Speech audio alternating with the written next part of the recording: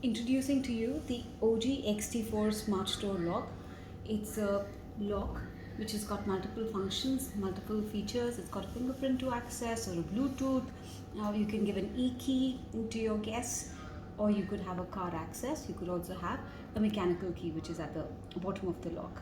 Now I'll show you how do you unlock with various features.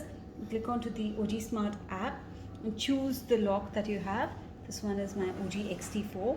I can unlock either using my e-key on the app, and I'm able to unlock my lock. Otherwise, I can also use my fingerprint and it unlocks.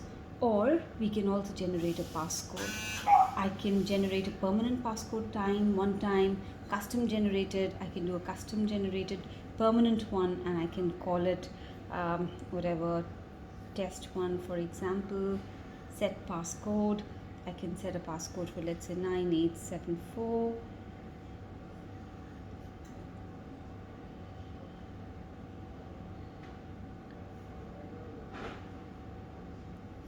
And it succeeded. The passcode is now 9874. It's complete.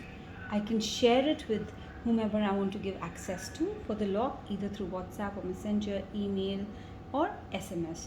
Let's try activating the panel, and I say 9874 and hash. It's unlocked.